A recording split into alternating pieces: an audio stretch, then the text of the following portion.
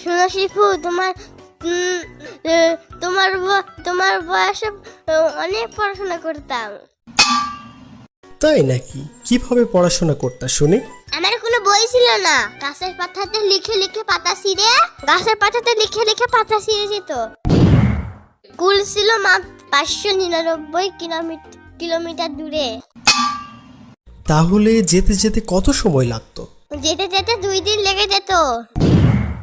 আর আসতে? আসতে 5 দিন লেগে যেত। কেন আসতে দেরি হতো কেন? কারণ আসার সময় পথে বড় নদী পড়তো, ওইটা সাঁতার কেটে কেটে আসতে হতো।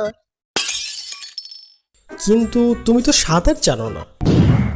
ওই সময় শুধু আমি সাঁতার না, আকাশে উঠতেও পারতাম। তোমার কি তাহলে ডানা ছিল? হ্যাঁ, অনেক বড় বড় ডানা ছিল আমার। তখন যদি থাকে তাহলে এখন কেন তোমার ডানা নাই? একদিন আমি আকাশে ডানা মিলে উড়ে যাচ্ছিলাম। আচ্ছা আচ্ছা, তারপর? পথের মধ্যে হঠাৎ একটা ডাকাত পাখির দল আমাকে ধরলো। আচ্ছা, তারপর?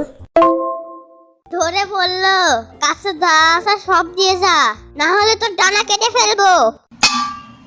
আচ্ছা, তারপরে তুমি কি বললা?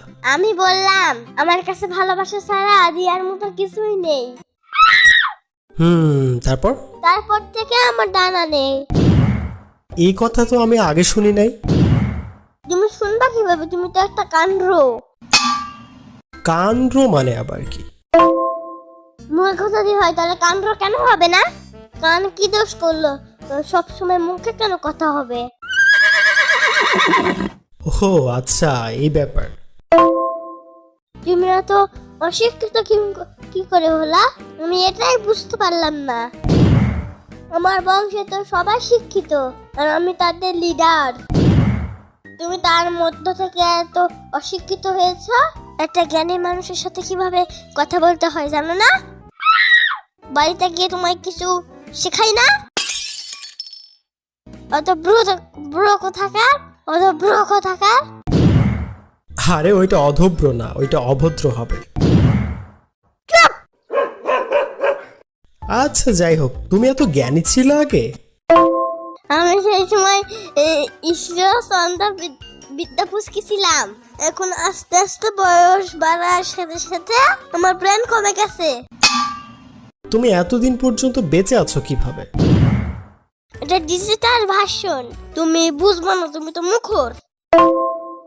আরে ওইটা মূর্খ হবে, মুখর না। চুপ, পাগলা।